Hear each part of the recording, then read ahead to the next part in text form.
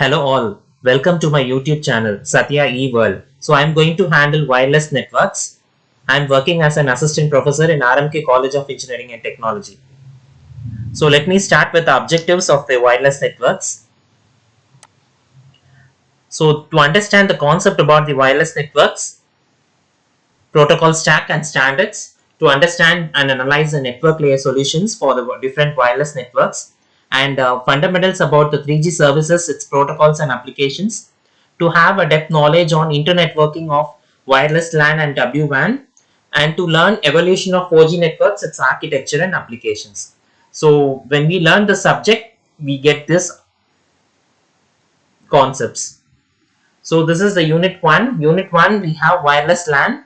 We have introduction for the wireless LAN to technologies, IEEE 802.11, WLAN, system architecture, protocol architecture, all these things, and IEEE 802.11b and 11a, Hyper LAN, wireless ATM, brand networks, Hyper LAN 2, Bluetooth architecture, wireless personal area networks, WPAN, IEEE 802.15.4 standard, so USB, universal serial bus, ZigBee, 6 low pan, wireless HART. So these are the topics we are going to see in unit 1. So what are the outcomes of learning this wireless networks? So we will be familiarized with the latest 3G and 4G networks and its architectures, and we can able to design and implement wireless networks for any application using latest wireless standards and protocols, and we can select suitable network depending on the availability and requirement, and we can implement different type of applications for smartphones, mobile devices with latest network strategies. So these are the outcomes of learning this subject. So let me start with the unit 1, which is wireless LAN.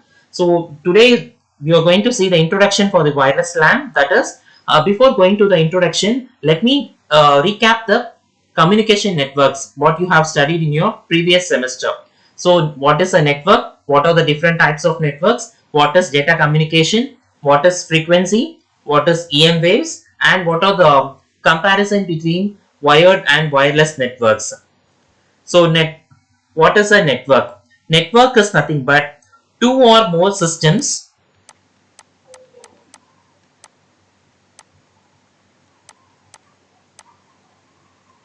that are linked to share resources, right? So this will be exchange information.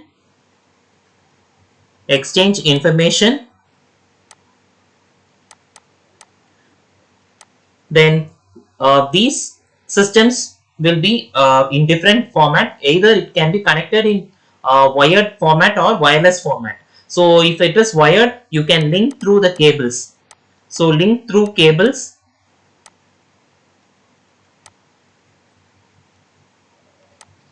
So telephone lines, that is telephone cables.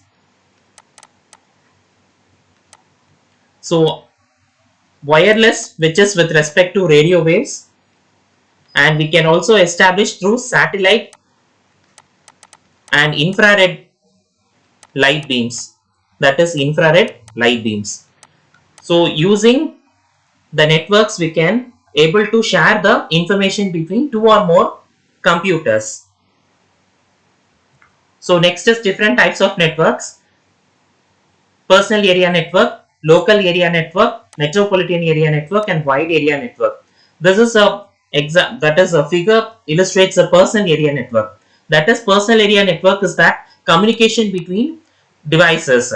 So what are the devices given over here? You have different printers, that is headsets, Bluetooth headsets, personal area network pager phones, and mouse, wireless mouse. So you can establish communication within a short area. That is, communication between devices can be established by means of personal area networks. That is, you can communicate with a nearby person. That is, through wired and wireless. Wired, in sense, you can use a USB cable that we are going to learn. USB cable, Firewire, that is through wireless. You can able to transmit data through IR, ZigBee, then Bluetooth, then ultra wideband. UWB. So the coverage of this personal area networks is that only few meters it can cover, right? Only few meters it can cover. This is the coverage area for the personal area networks. Next comes your local area networks. So local area networks, in sense, you can connect with within the office building and or a group of computers or peripherals within distinct geographical area. Or else you can say that two or more systems connected in your home, or two or more systems connected in an office, or else limited purpose we can use this LAN. LAN stands for local area network. That is thousands of users in a corporate central area. That is, LAN stands for local area network. So confined to a relatively small area or group of computers or peripheral devices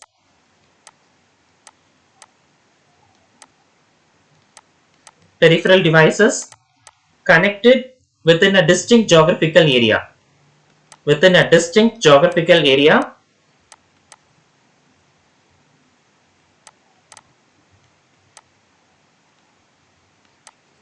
we can say that few, or that is, you can say that two or more, two or three computers in a home, or two or three users in a home.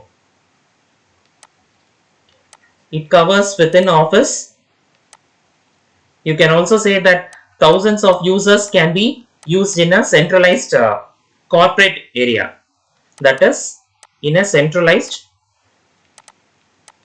corporate area, restricted within 1000 users. That comes under the local area network connection. Next is your metropolitan area network connection. That is MAN. MAN is nothing but you can use that is, you can communicate between. MAN stands for metropolitan area network.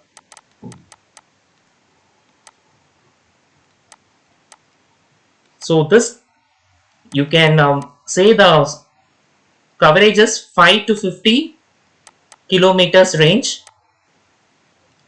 That's it, very small. Then it covers several buildings.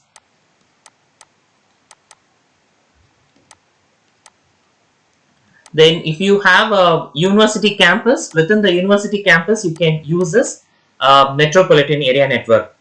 That is office building, residential area, university campus. So this comes under the metropolitan area, which covers a distance of 5 to 50 kilometers per range.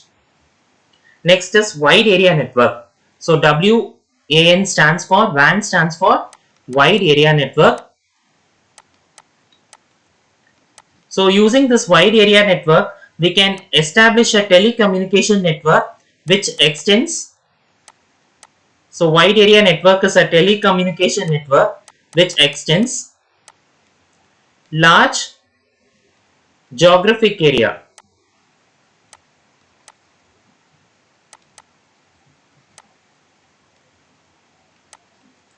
Or else we can say that when compared to WAN, that is, when compared to metropolitan area network and local area network, this network is a complicated network. Why it is said to be complicated is such that it uses lot of multiplexers, bridges and routers which can able to connect with different LANs and different MANs.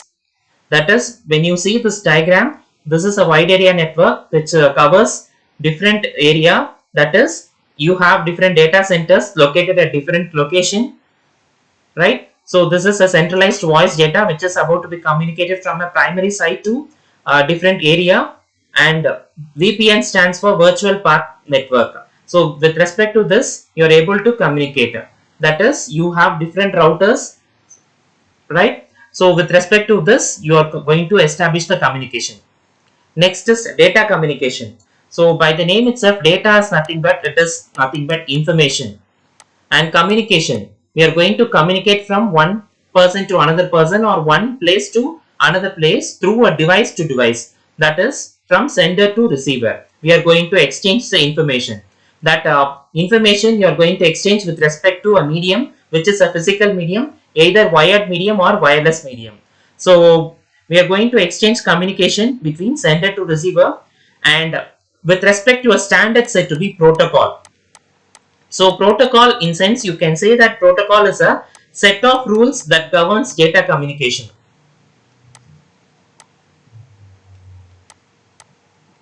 So to establish data communication, we have set of rules to be used, and with respect to the set of rules only we can able to transfer the data. That is nothing but it is a protocol. So next, the term we need to understand is nothing but frequency. We all know that frequency is nothing but number of cycles done per unit time. So number of cycles done per unit time. So usually with respect to wired cable, if I am using a wired cable, what is the data rate of the wired cable? So data cabling rate of the wired cable is measured with respect to kilohertz or megahertz.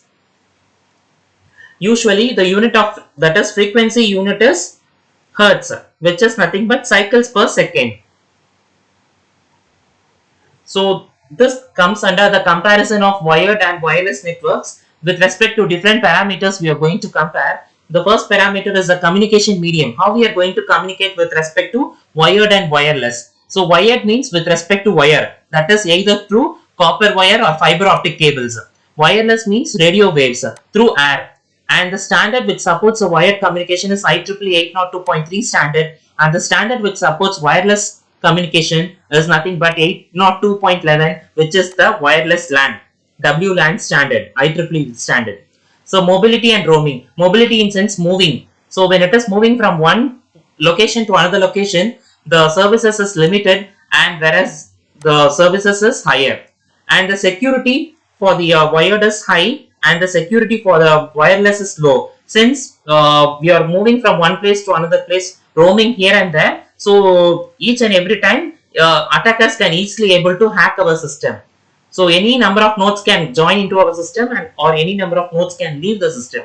So easily you can attack the wireless networks when compared to wired networks. Since in wired networks we have cables. With respect to cables only we can modify and we can do all these communications. The speed and bandwidth is high speed up to 1 Gbps and lower speed than wired network. Access to the network depending upon the physical access, and here proximity is required. So delay is low in the wired networks and delay is high in the wireless networks. Since it is moving in air, we cannot able to say that you have 100% signal strength. The reliability is high in case of wired, and the reliability is low in case of wireless. And less flexible to changes and more flexible configuration. So here the working principle is carrier sense multiple access collision detection, which operates by detecting the occurrence of collision.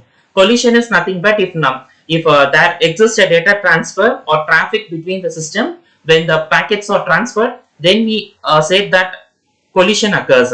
So when collision occurs, it is not free to transfer the data. So carrier sense multiple access collision detection is used for wired communication, and carrier sense multiple access collision avoidance is used in wireless communication. Hence it uses reduced possibility of collision. Next is when you compare the interference and fluctuations, when you see that wired communication is very less and wireless is high. Installation is manpower intensive, since you have lot of cables. Installation is very easy since it is wireless devices. You can take anywhere else and you can go here and there. So installation time is very longer time to perform, since you have more number of cables, and in here wireless very less amount of time. Since we buy a device with an access point with an wireless adapter, we are going to move here and there, and we are going to establish communication in wireless. So here the shared connection or dedicated connection, here it is a dedicated connection, here it is a shared connection. We can share the connections. Installation cost is high and installation cost is low. Maintenance is high and maintenance is low.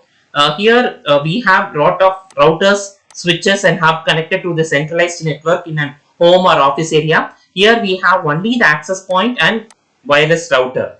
So the benefits of using the wired communication is that greater speed, higher noise immune, and highly reliable and greater security. Whereas in case of wireless, we have no hashless of cable. That is one of the benefit. No need of having lot of cables since it is in wireless. Best for mobile devices, greater mobility, easy installation and management.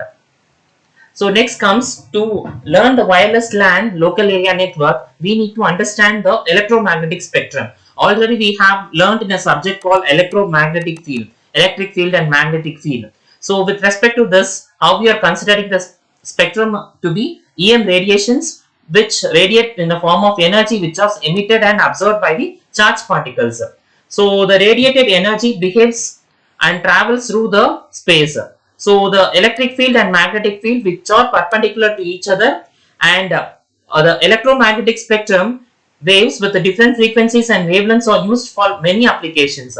So we have different waves we will learn through this EM wave waveform. So you have lot of waves. So starting from radio waves, microwaves, infrared waves, ultraviolet waves, X-rays and gamma rays. Either we can remember with respect to frequency or you can remember with respect to wavelength. So first is the radio waves. Radio waves are very useful for the communication, which is divided into several bands from low frequency to high frequency. This is from very low frequency, medium frequency, high frequency, very high frequency, ultra high frequency, super high frequency, and then extra high frequency. Then infrared and visible light and UV. So when we learn this with respect to either wavelength or with respect to frequency, so 300 to 30 kilohertz is the radio waves. So microwaves. Microwaves you can use for the microwave oven, pager phones or mobile phones and through antenna. So which is used for longer range communication. The range of the microwave is 1 gigahertz to 1000 gigahertz. That is 1 gigahertz stands for 10 power 9 hertz. That is 10 power 9 hertz to 1000 gigahertz. So infrared waves. So infrared waves we cannot see it and you can detect with respect to heat. So television, to control a television we have IR remote control. So to control the television, and this is with respect to thermography. So the lot of heat is generated. So IR waves are generated. So the visible and invisible light we can split it into visible spectrum. Left side of the visible spectrum will be the X-rays and right side will be the radio waves. Then this is the chart to remember the electromagnetic spectrum. We have to learn these are the different applications with respect to different bands. AM radio starting from 600 kilohertz to 1.6 megahertz. FM radio we know the frequency 88 to 108 megahertz. Mobile phone 900 megahertz to 2.4 gigahertz. Television and ultrasound, sound waves, wireless data. So all those we have many more applications of this electromagnetic spectrum.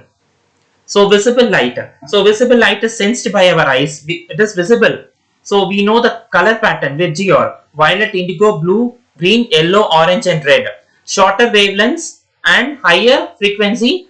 Higher wavelengths to shorter frequency. So these are the concept, that is when a white light is passed into a prism, it splits into 7 colors. So this 7 colors is nothing but this is the 7 colors.